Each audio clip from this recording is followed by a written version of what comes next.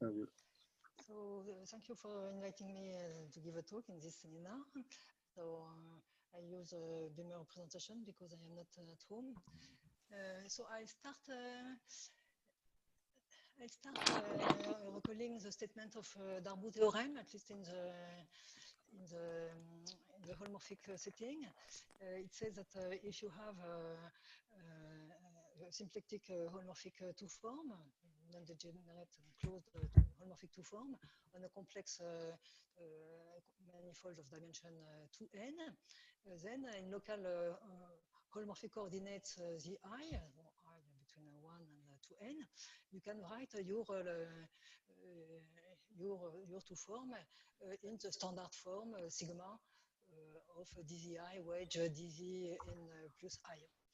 And so it's not hard to prove it, but what is remarkable is that your sigma is now written in the form of the sum of exactly n two forms which are of rank 2, and more precisely, which so that is this for the two forms dzi wedge dz n plus I, which are pulled back by a holomorphic map from a surface.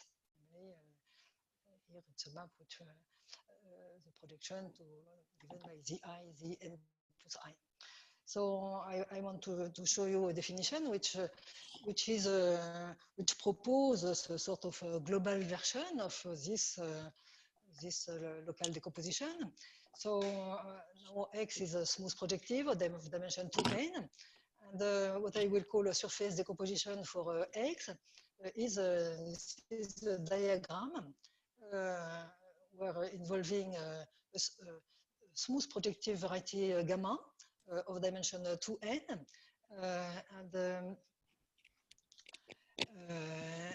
and n, so small n surfaces, smooth projective surfaces S1 to Sn, and two generically finite morphism psi from gamma to X and phi from gamma to S1 cross Sn,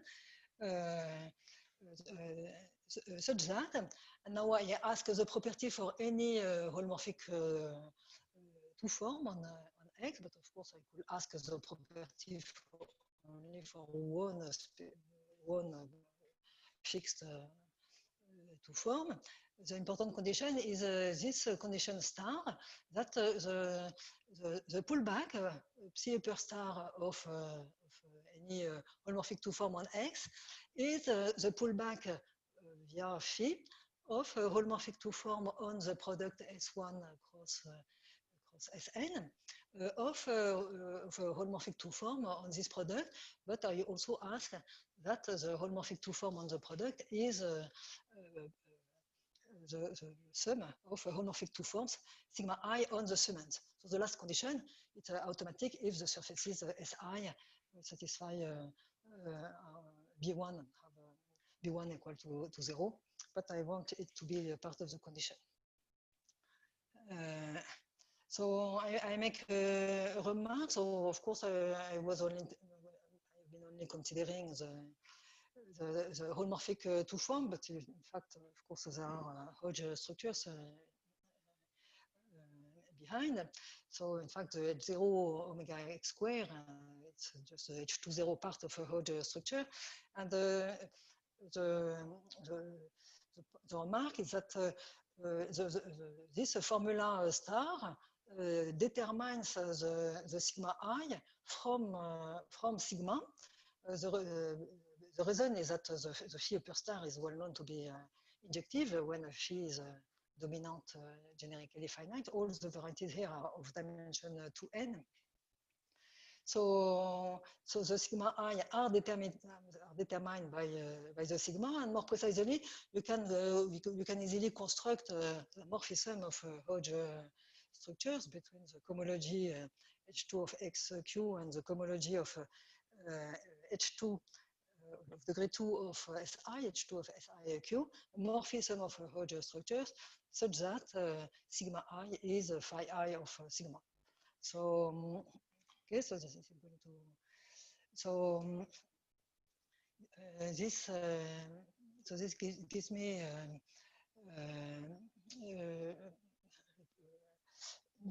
so this leads me immediately to a variant of the definition, where instead of insisting on the holomorphic two forms, I will more generally consider the whole Hodge structure. So there is a notion of a transcendental cohomology, H2 of XQTR, which is contained in the H2 of XQ.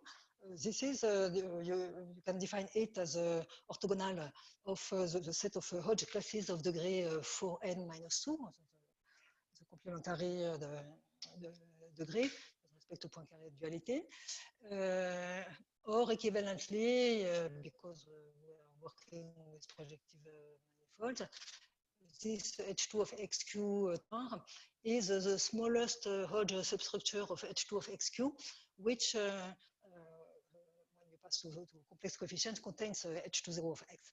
And then the remark before shows us the following, that the formula that star that we had before and satisfied for any holomorphic two form implies in fact that we have the same formula star, C per star alpha equals phi per star of a sum of degree 2 classes on the segment SI, that will imply it for any alpha in the transcendental cohomology H2 of XQTR, because the equality is given by a morphism of Hodge structure, and it is satisfied on the H20 part, so it is satisfied on the whole of transcendental cohomology by this description. So this leads to several variants. First of all, I could ask that this condition star holds, for example, for the whole cohomology of X, and with the Q coefficient. And the second variant is to, which is in between, and that is more modest, is that, for example, I choose a polarization lambda, and for example, the first class of an ample line bundle on X, or more generally a lattice polarization, that is a sublattice of the Néron-Silveri group of X, Q, and I ask that the formula star holds for any alpha in a primitive cohomology with respect to lambda. In practice,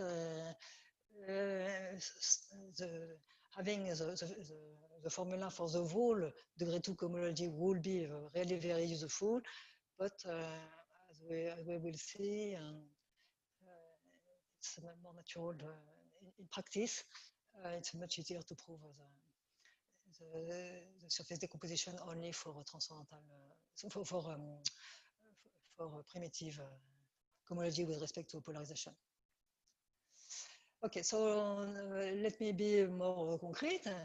The simplest example is when you start with a smooth projective surface S, and you consider the variety, the complex projective manifold X, which is the nth,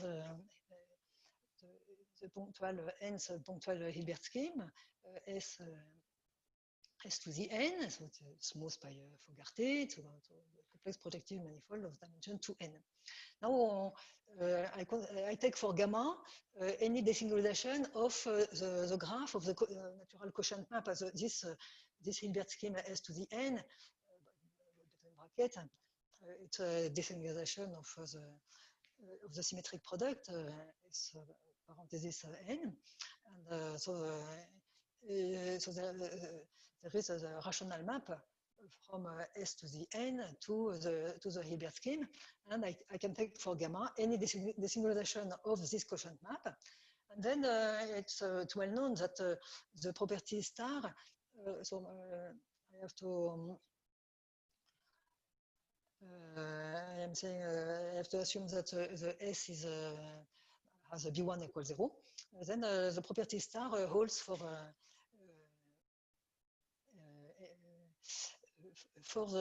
not the whole cohomology of X, but the part of the cohomology of X which is perpendicular to, so you have the exceptional divisor of the desynchronization, the Hilbert-Shaw map from S bracket n to S parenthesis n, and you consider the classes of exceptional curves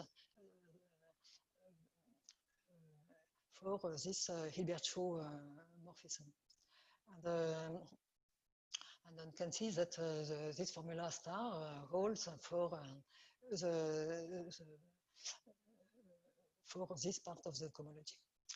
And a question which is not clear to me, and you will see. Yes?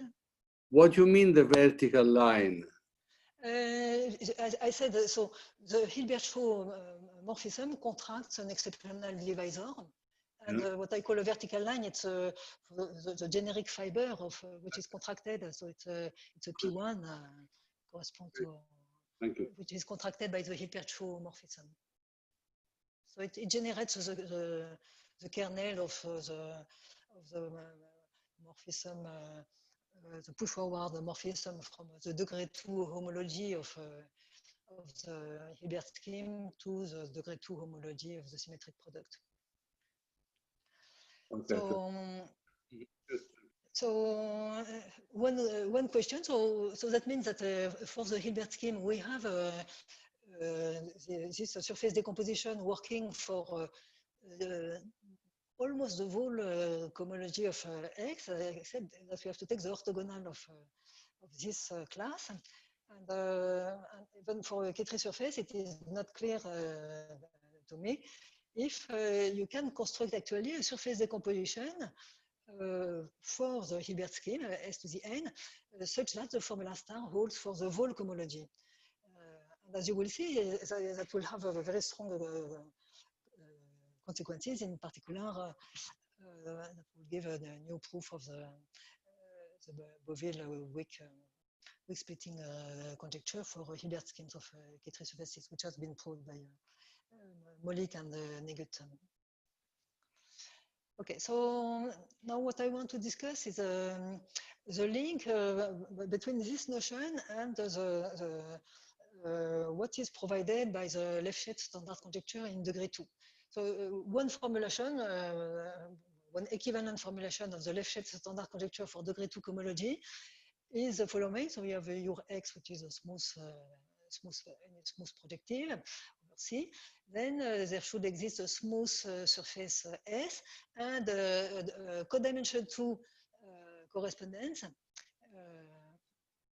between X and S, we call it gamma lef, such that the morphism gamma upper star, gamma lef upper star, from H20 of S to H20 of X is surjective. So this you have your gamma, which is in X cross S. The gamma upper star action is that you pull back the 2-0 forms of X, you pull them back to sigma to X no, sorry. You start from a 2-0 form on S, you pull them back to X cross S, you take the K product with gamma, and then you push forward to X.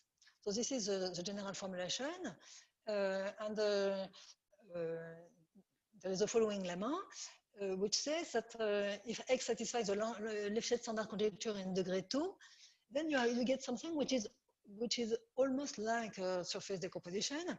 Namely, then there is a diagram, as I said just before, a gamma prime, which is smooth projective, a psi, which is generically finite to X, and dominant to gamma prime dimension to N, and a morphism phi to a product S1 cross Fn of smooth surfaces, such that for any sigma holomorphic 2 form on X, you get exactly the same formula as before, namely the pullback psi upper star sigma is the pullback of a 2 form via phi of a 2 form on the product S1 cross Fn.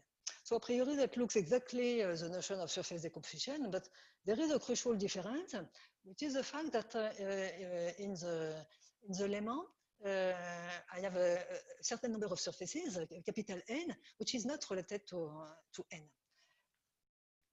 So let me explain the proof of the lemma. So I have this Lefschetz standard conjecture that provides me with this gamma left in X cross S. It's very easy to see that to prove that you can assume that the gamma left is an effective cycle, and an effective cycle it is given by a rational map gamma from X to a symmetric product of S. So it's just a multi-valued cycle, it's just an effective cycle, it's just a multi-valued map. So I can see this as a rational map to a symmetric product. And then you construct a gamma prime basically by taking a Cartesian diagram like this, where below I have this gamma that should be dotted rho because it's only a rational map. Here I have the quotient map from the product S to the n to the symmetric product. And I take the Cartesian diagram. Of course, the gamma prime that I get is maybe singular, so I desingularize. And then it's very clear that it's very standard that the pullback of holomorphic two forms on this Sn, when you pull it back to here, it is just the sum of PRE upper star of something on the summit. Okay, so this is the proof of the lemma. Sorry, okay, but so this lemma, sorry, is there a question? I mean, there it was a power of the same surface, and then in the other, there are different surfaces. So why are they equivalent to things? No, in fact, in practice, I think that the surface decomposition will make the same surface appear. I had no reason in the definition to ask that it's the same surface or to ask for any symmetry. Indeed, you are right. It is maybe more natural to ask for a single surface, but I had no reason to make this restriction a priori. Okay, so what we saw from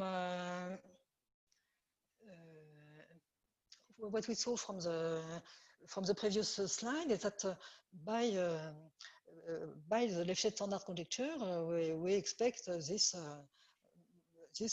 sort of decomposition with more factors. But now what I want to show to the contrary is that the surface decomposition as I introduced with exactly n surfaces is actually restrictive. So let me give you a sort of topological restriction. So the definition, I say that quadratic form Q on way2 rational Hodge structure is a weak polarization if it satisfies the so-called first Hodge-Riemann relation, saying that Q of so H20 is orthogonal to F1 HC, so F1 HC is H20 plus H11, and we want that H20 is orthogonal to H20 plus H11 with respect to Q. This is what I will call the compatibility condition between the quadratic form and the Hodge structure. And now I have the following proposition. If X has a surface decomposition, there exists. So let's for transcendental cohomology, so the weakest version, there exists weak polarizations Q1 to Qn on the Hodge structure transcendental part H2 of XQTR and constant Cx depending on your X, such that the following formula holds for any degree 2 cohomology class on X, or transcendental degree 2 cohomology class, the integral over X of alpha to the 2n is the constant times Q1 of alpha times Qn of alpha. So you see that on both sides I have the homogeneous functional of degree 2n on degree 2 cohomology. So let me, the proof is quite easy. I start from my surface decomposition with my gamma and morphism psi from gamma to X and phi from gamma to the product S1 cross Sn. And I have the famous formula star, it's the same, psi upper star alpha is phi upper star of some PRI upper star alpha I. And the QI that I need will be simply defined as the integral over Si of alpha I to the square. So that is a pullback via the morphism which to alpha associate alpha I, that is the morphism phi I, of the intersection pairing on Si. As I said, this morphism phi I, which to alpha associate alpha I, is a morphism of Auger structure. So this Qi is indeed a weak polarization in the sense of the definition. And then now I take again this formula that I have and I put it to the power n. This is really the crucial point of this definition, that on both sides, so when you work with correspondences and action of correspondences, usually you have one pullback and followed by a push forward. Pullback is compatible with intersection pairing, intersection product, etc. But push forward is not. So usually the correspondences are only additive and they say nothing on the cut product. But here it's not the case, because on both sides I have a push forward. So my formula gives me the same with now my cohomology classes put to the power n, and then I integrate on both sides on gamma. So on the left I will obtain a degree of psi times the integral over x of alpha to the 2n, which is what I want in the second here in my formula star. And on the right, I will get a degree of phi, the integral over S1 cross Sn of this form, which is a sigma of PRI upper star alpha I to the 2n. And then you compute, it's very easy to see that there is a certain combinatorial coefficient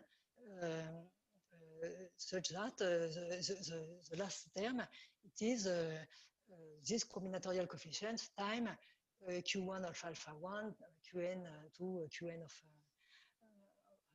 alpha n.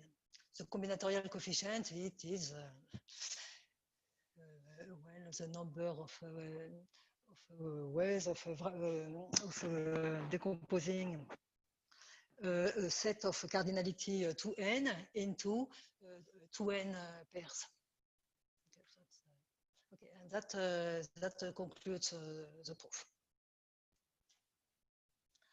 So now I come precisely to Fabrizio's question. When the whole structure on H2 of XQ TR has a unique weak polarization up to scalar, which is very frequent. It happens when, for example, the Mumford group of the Hodge structure on H2 of XQ, the transcendental part, is as big as possible. Then that means that all the quadratic forms Q1 to Qn will be proportional to this unique quadratic form, proportional to a certain Q. And then my formula here will become that sum over x of alpha to the 2n, so it's a 2n, it's a 2n on the left and the n on the right. You get that sum over x of alpha to the 2n is equal to a constant. It's, maybe not exactly the same as here.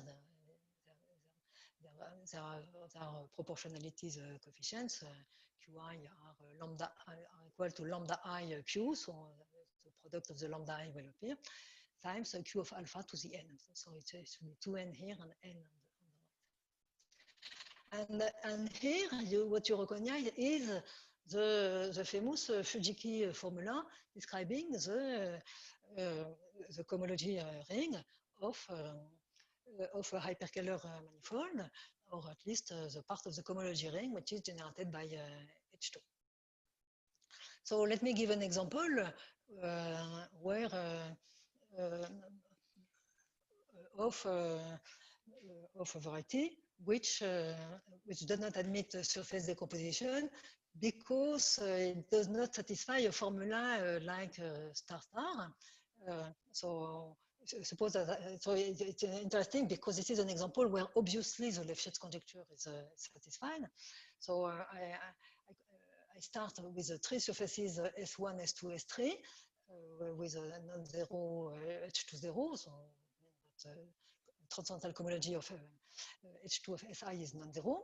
And I consider inside the product S1 cross S2 cross S3 the complete intersection of two ample hypersurfaces of class say H1 plus H2 plus H3. The HI are ample classes on Si. Then by the Lefschetz hyperplane restriction theorem, the cohomology by restriction, the cohomology of S1 cross S2 cross S3 is isomorphic to the cohomology of Y. So let's assume that the Si again have no degree 1 cohomology. So it's actually the direct sum of H2 of S1 plus H2 of S2 and H2 of S3. So cohomology classes of degree 2 on Y can be written canonically as a direct sum, as a sum alpha 1 plus alpha 2 plus alpha 3, where the alpha I are cohomology classes on the Si, and I have the weak polarization Qi given by the intersection pairing on Si. And what you compute easily is that when you compute this top set of intersection of degree 2 cohomology class, you get this formula that's the sum over Y of alpha to the 4. It is a combination like this. So you have three rational numbers, which will depend only on the self-intersections of the HI, such that sum over Y of alpha to the 4 is lambda 3 times Q1 of alpha, Q2 of alpha, plus lambda 2, Q1 of alpha, Q3 of alpha, plus lambda 1, Q2 of alpha, Q3 of alpha. And, but the point is that when you have a quartic functional which has this form on a vector space which is a direct sum of three spaces, the cohomology of transcendental cohomology of the three surfaces, then this quartic surface, it's not a product of two quadratic forms. So I certainly do not have such a formula. Okay, so that was an example showing that having a surface decomposition in the sense with the definition I gave is restrictive topologically. And now I will focus on the hyperkähler case, where precisely there's a Fujiki formula describing the cohomology ring, or part of the cohomology ring generated by H2, are already known to hold. And my goal is to show you an example that the surface decomposition in that case tend to hold. So I'll show a number of examples where they can be explicitly constructed. So before I do this, let me explain the motivation for the notion and the possible applications, at least in the hyperkähler case. So the motivation comes from a Beauville, so it's not a weak Lefschetz conjecture, it's a weak splitting conjecture.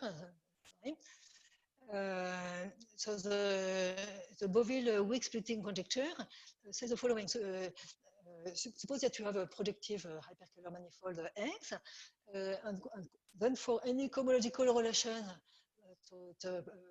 given by a polynomial P into divisor classes, the I on X, it's a cohomological, so it's a relation in the cohomology ring of X.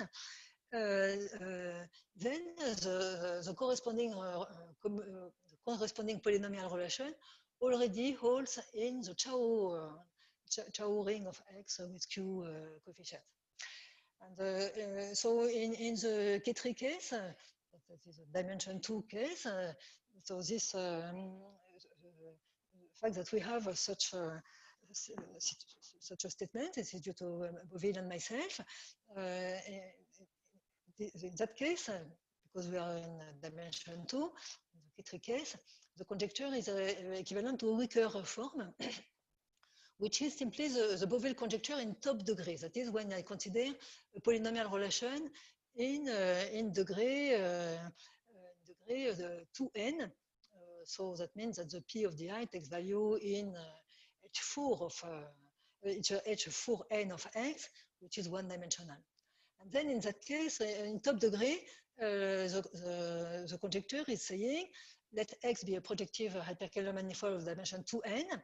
Then there exists a zero cycle OX of degree 1, which is in fact canonically defined by this condition, such that for any divisors D1 to the D2n on X, the intersection product D1 to D to the D2n is proportional to OX. Of course, the coefficient of proportionality is the degree of this intersection.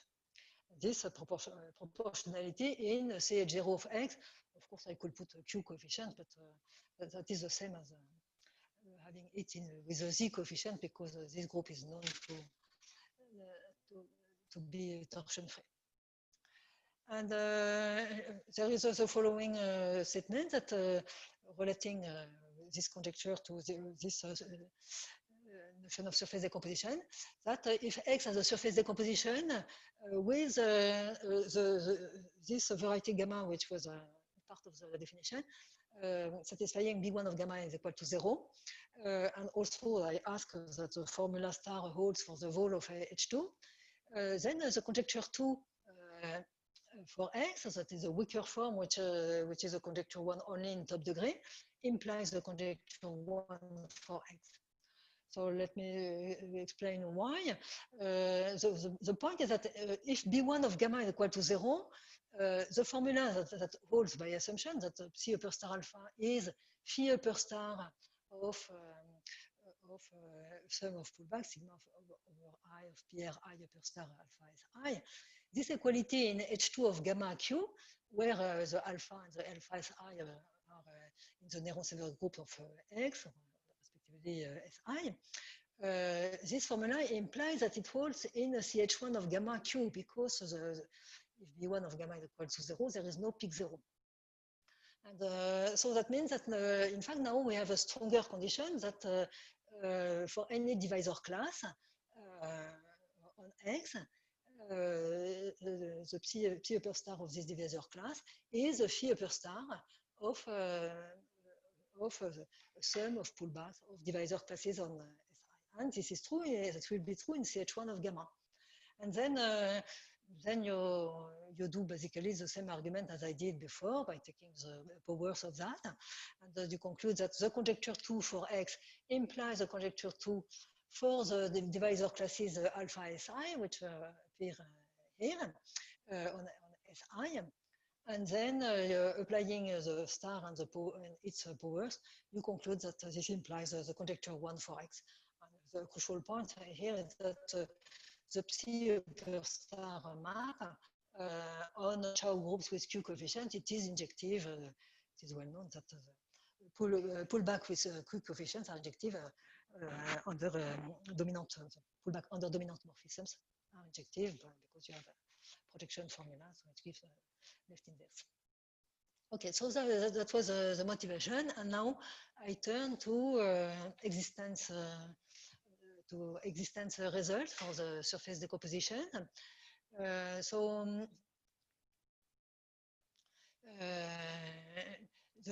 theorem that I want to explain is that the following projective hyperkähler manifolds have a surface decomposition. So the surface decomposition, in that case, the formula will hold not for the vol cohomology. It will hold for the primitive cohomology, for the transcendental cohomology, but for the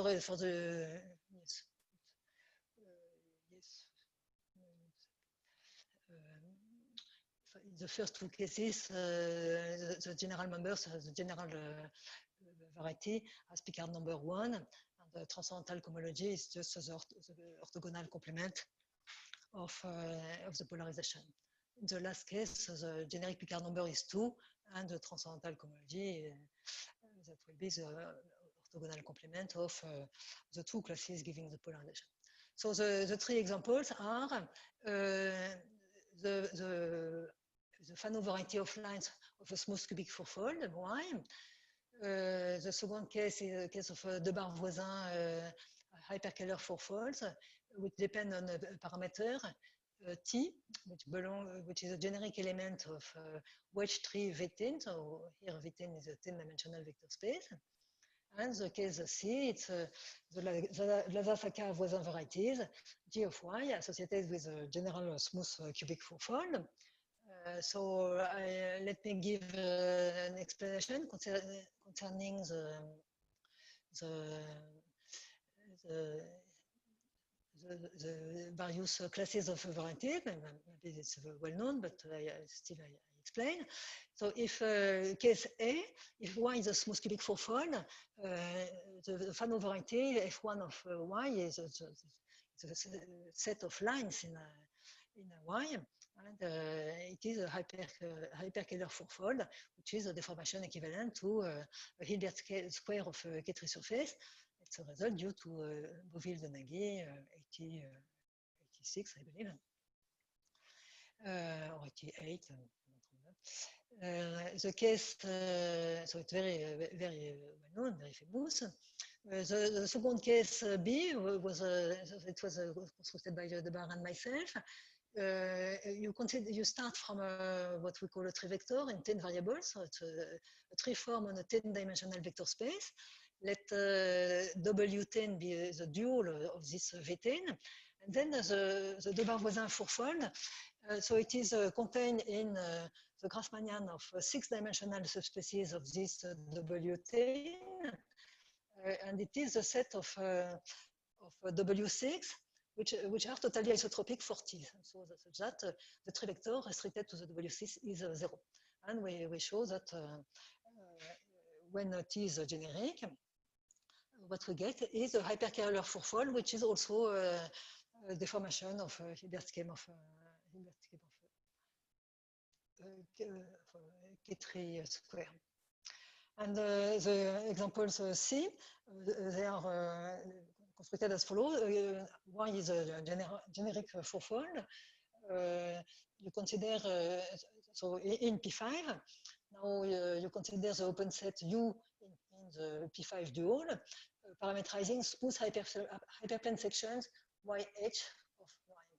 So they are smooth cubic trifolds. So each YH has an intermediate Jacobian, which is an abelian 5-fold. So you get the intermediate Jacobian fibration, GU over U, which over H put the intermediate Jacobian G of YH. So it's a family of abelian 5-fold, so over P5 dual, an open set of P5 dual. So the total space is 10-dimensional. And what we prove with Laza and Saka, that this intermediate Jacobian fibration admits natural hyperkähler compactification, G of Y, which even admits Lagrangian fibration. I mean, the morphism GU to U extends to Lagrangian fibration, G of Y to P5, P5 dual. This, and we also show that this variety is deformation equivalent to the O'Grady the O'Grady 10 hyperkähler manifolds. So the O'Grady 10, maybe I should say a word, they are obtained by O'Grady as by desingularizing singular moduli species of stable shifts, semi-stable shifts on a K-tree surface. This is a case where the nuclei vector is not primitive, and so they are strictly semi-stable objects. That is semi-stable but not stable. They produce singularities, and nevertheless, O'Grady was able to desingularize this moduli space, to desingularize, to produce a hyperkähler crepant resolution of singularities of these singular moduli species. Okay, those are the examples. Okay, so I'm going to explain the ingredients for the construction of this surface decomposition on these three classes of examples. So there are essentially two ingredients. And the first one is the notion of triangle variety.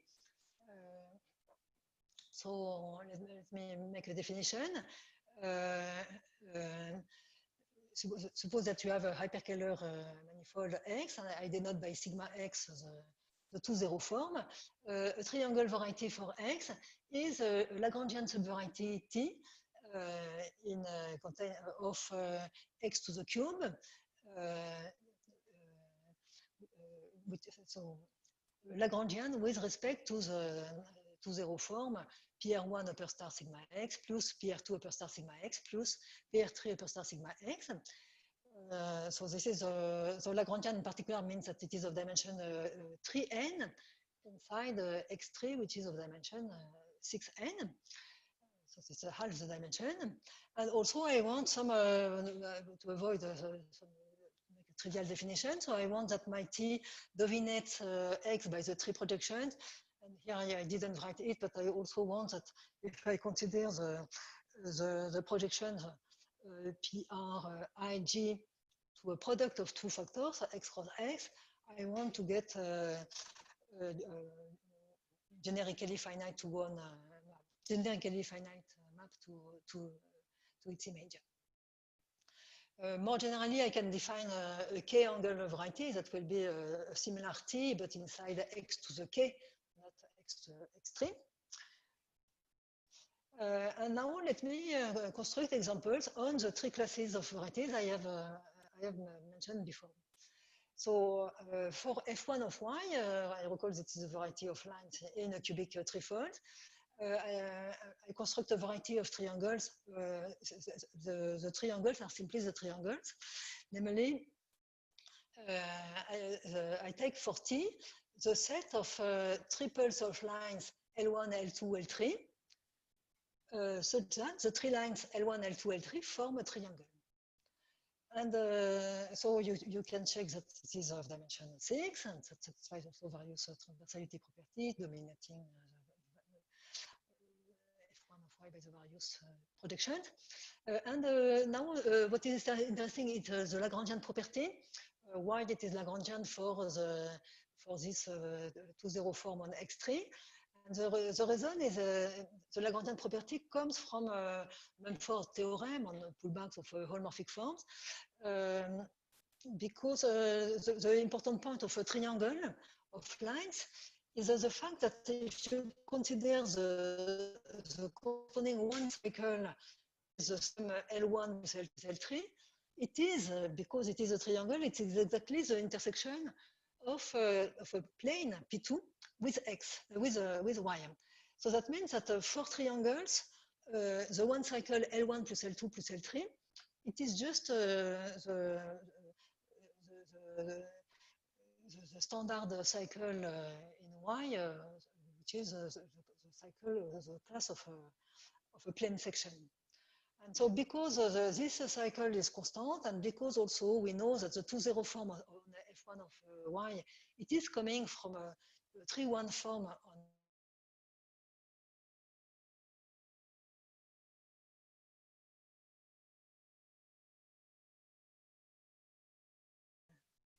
of triangles.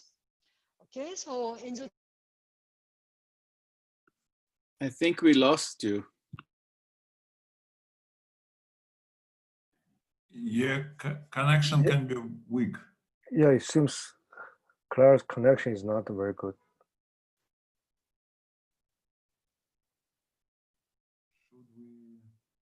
Claire? Claire?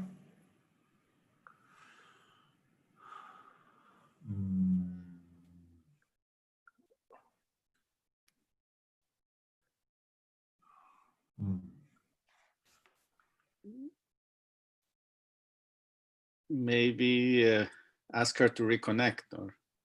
Well, how could we Oh, there we go. Does anyone know Claire's phone number? I think she's trying to reconnect now. So I think so, yeah. Okay, I okay. think so. Yes, hello, hello. But she removed the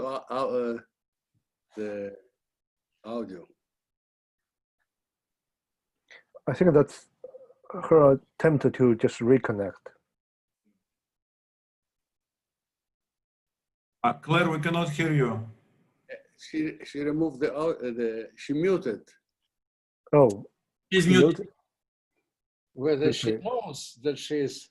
The host can unmute her. Yeah, I unmute her now.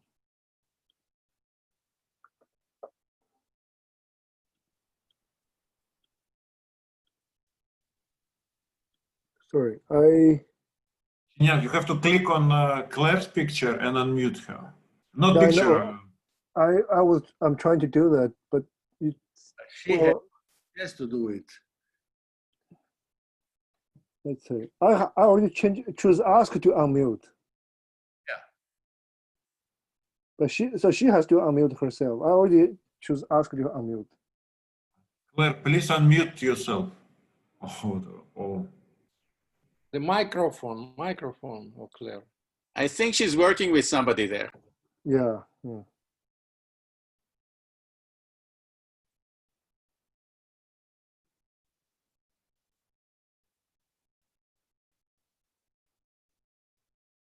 Yeah, I think it should be okay. Okay. Yeah. Now we can. Okay. Uh, So you probably have to share the screen again. okay. Okay. So should I? When did the problem start? Minute ago. Yeah. You probably should first share the screen. Bazov, at Bazov. So I was here. Yeah, Bazov. Okay. So I was not. Okay. But Claire, you need to share the screen again. Okay, so let me see.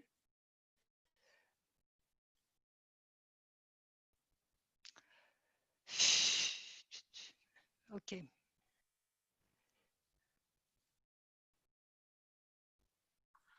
Is it okay?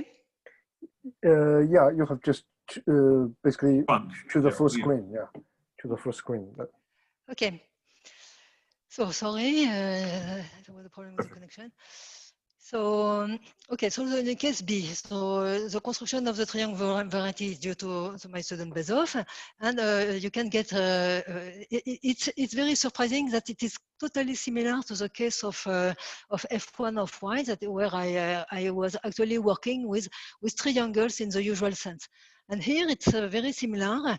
You work with triples of 6-dimensional subspecies isotropic 40, as a defining element of KT, with the property that they generate only a W9.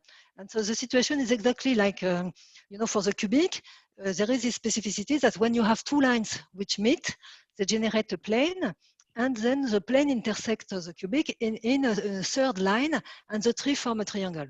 And here it's exactly the same.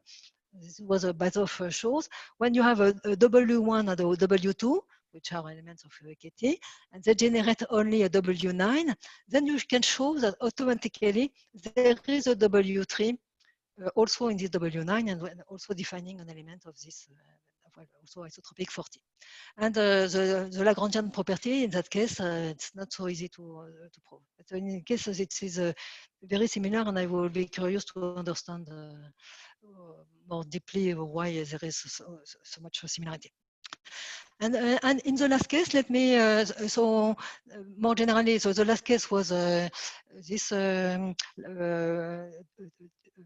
hyperkähler tenfold, which is a Lagrangian fibered. So let me consider more generally any hyperkähler manifold which is projective, which is a Lagrangian fibered. I claim that it has K-angle varieties for any K. And an easy way to construct it is as follows. So you have your Lagrangian fibration X to B with a multisection that I denote by S, which is of degree D over B. And then you define a TK inside XK as follows. So it will be contained in the fiber product, case fiber product of X over B. And inside this case fiber product, you consider the set of K tuples of points in the same fiber, of course, we're in the fiber product, such that the Albanese image of the sum of the points corrected. So of course, I take this combination in order to get a zero cycle of degree zero. So here I multiply by D, and here I take SB. So this is this set of D points. So at the end, I get something which is exactly of degree zero, and I can take the Albanese morphism. So I consider this, and it's very obvious that the dimension of TK, it is 1/2 of a dimension of X to the K. And the Lagrangian property, it's not very hard to prove. Of course, you have to use the fact that sigma X, the vibration over B, it is a Lagrangian vibration. Well, I'm not going to explain the proof, but in any case, well, you get the formula that we want, the Lagrangian property. Okay, so that was the first ingredient.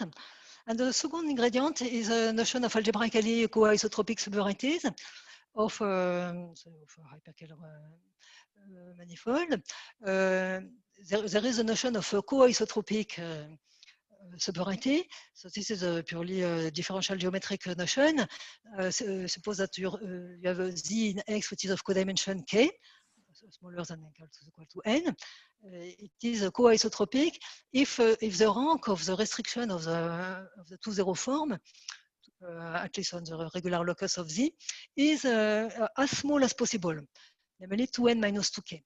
And this happens exactly when at any point of Z, or rather Z regular locus Z reg, the orthogonal of TZ with respect to the 2-0 form, to the ambient 2-0 form, is contained in TZ. So this is the notion of a co-isotropic that generalizes the Lagrangian property. The Lagrangian property is a case where k is equal to n. And now on a co-isotropic subvariety, you have a foliation which is given by the distribution. This distribution of it is also the kernel of the restricted of the form sigma X restricted to Z, to Z reg. And I will say that Z is algebraically co-isotropic if this foliation is algebraically integrable. That is, it is the foliation tangent to a morphism, and that is, of course, I work only with rational maps because there are singularities, etc. And so I mean in that case that there is a rational map, dominant rational map from Z to a certain variety B, with the property that the restricted 2-0 form, at least on the regular locus, is the pullback of a holomorphic 2 form on B, and the dimension of B is 2n minus 2k. Okay, so in the case where k equal n minus 1, you find that the base of the co-isotropic vibration of an algebraically co-isotropic subvariety is a surface. Okay, so let me explain now how to construct co-isotropic subvarieties of codimension n minus 1 in the three examples I am studying.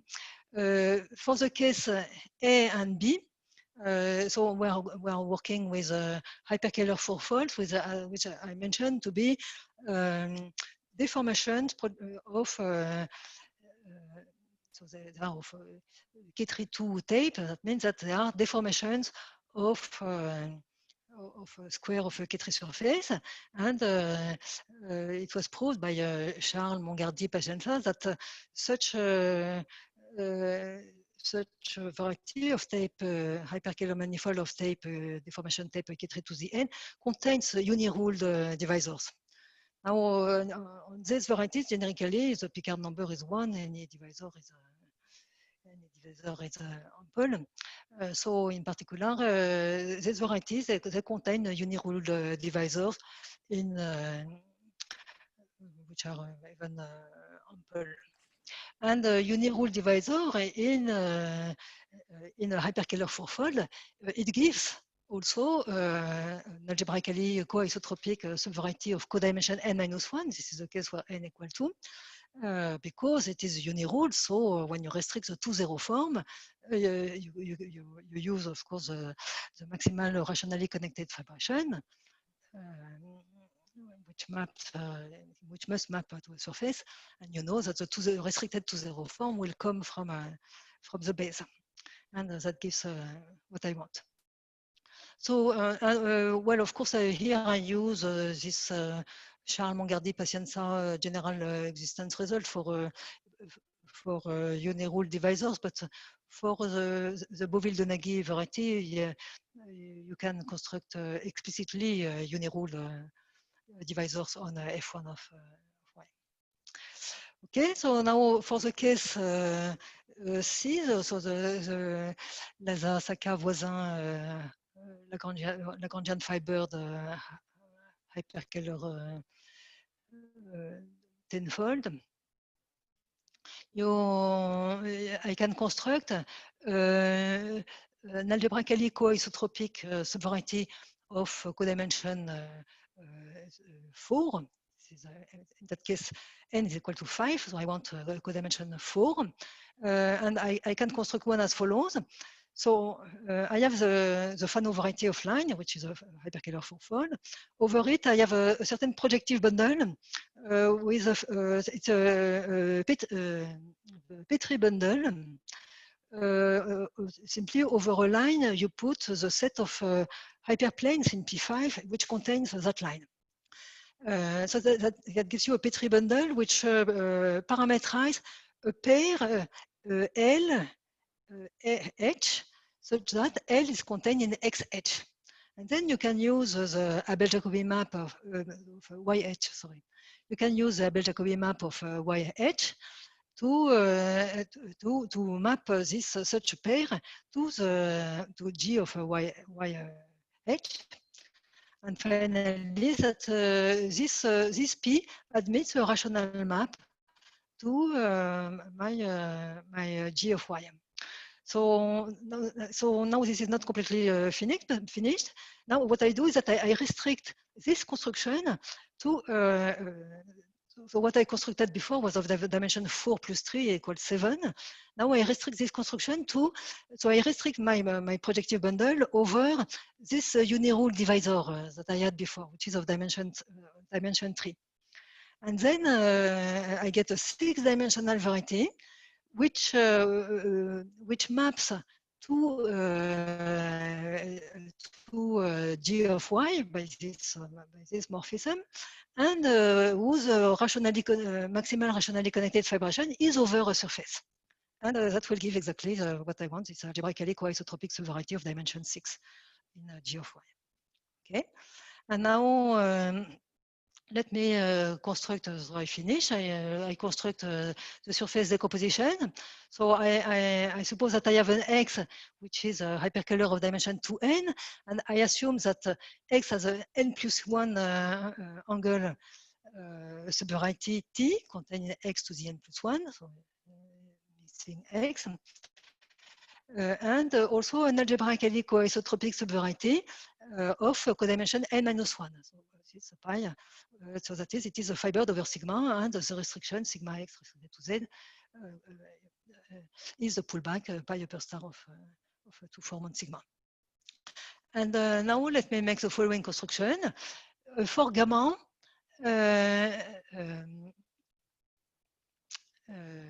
Okay. what I did not by Pierre, so I am on T, which is contained in x to the n plus 1. So I consider PR 1n, this is the projection to the from x to the n plus 1 to the product of the n first factors. And the gamma, it will be contained in xn plus 1, and it is the inverse image of z cross z in x to the n plus 1. So that will be my gamma. And for the, so I need to define two maps to a product of surfaces and to x. For the psi, from gamma to x, I will take the n plus 1 projection. So this gamma, it is contained in x to the n plus 1, and the psi will be the last projection to x. And for the phi, my gamma by definition it projects to the n, but using the map p, composing with a p to the n, I get a morphism from a gamma to sigma to the n. Well, maybe I have to make the singularizations of everything. Maybe gamma is singular, or maybe the maps are only rational map, but these are the varieties and they are the maps. So, well, you compute the dimension of gamma. You see that here, this one is of dimension n plus 1. So when I take the product, I get n plus 1. Well, so at least, well, maybe I should say the code dimension. So I was in the x to the n plus 1. So in any case, the dimension of gamma is you can check is at least 2n, and the lemma is that on this gamma, or maybe gamma, well, I have this right. I have the famous formula that psi upper star sigma x is minus phi upper star of sigma over I of PR I upper star sigma sigma.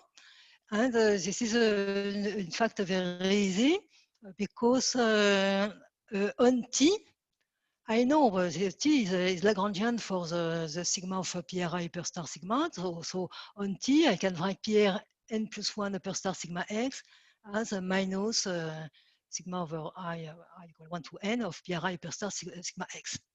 And so this is a fortiori true on gamma, and on PR n plus 1 restricted to gamma, it is my psi.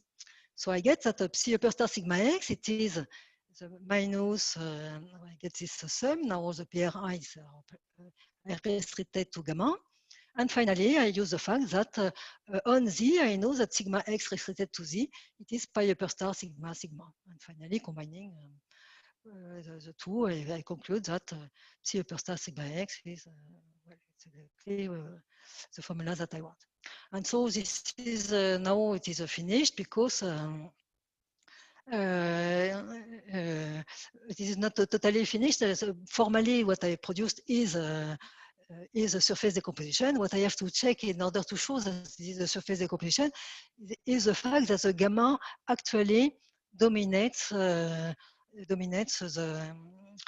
x by the last projection. And once I know that it dominates x by the last projection, using the formula that I have here, I also see that it dominates sigma to the n by phi. Okay, and then it's the end of the proof. I mean, you have just individually on the various examples, and you have to check this subjectivity statement. So I stop here.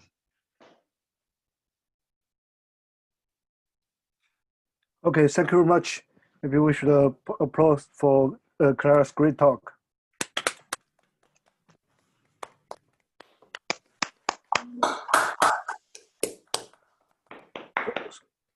So, any question? Yeah, Charles Ulrich speaking. There are, Claire, there are other complete families of hyperkähler manifolds like the Lane-Sorger von Straten or Ranestad-Iliev. They would be natural candidates to check the conjecture. Has anybody looked at that? I didn't check the mysterious varieties of Iliev Ranestad because their nature is quite mysterious. But other examples constructed from cubic fourfolds are you can do it. For example, for the Lane-Sorger von Straten eightfold, it's quite easy in that case to check the construction, to check the existence of surface decomposition, because on knows that they are dominated rationally by the product F1 of Y cross F1 of Y. So there is a natural rational map. So this case works. Also, yes, the case of the double APW66 constructed by O'Grady. Using the fact that so there is a construction which is due to Iliev Manivel, which realizes the double PW60 using the variety of conics in a Gushel-Mukai fourfold. So more precisely, if you take the Gushel-Mukai fourfold, take the variety of conics, that gives birationally a P1 bundle over EPW, double EPW60. And using that construction, it is possible to construct the various ingredients that I introduced in the previous slide. So for them, maybe I did not completely check the transversality needed, but the ingredients are there. But of course, more generally, maybe it will be what will be very interesting will be to check these infinitely many new families of complete families of deformations produced by Bayer, Macri, Laos, Stellari, Perry. Because I think that should be that is maybe accessible because there is a related cubic fourfold. So at least, for example, for them, the Lefschetz standard conjecture is automatic because you have a correspondence to the cubic, and that's so at least you have the Lefschetz standard conjecture. But proving, as I explained at the beginning, the surface decomposition is something much more of a different nature, which is more, which says something on the structure of the cup product. But at least that will be, I think, natural to attack. But for the Iliev Ranestad, I don't know because this construction with a sum of with the power sums is very mysterious. In fact, I don't understand it very well geometrically. Thank you. So any other questions?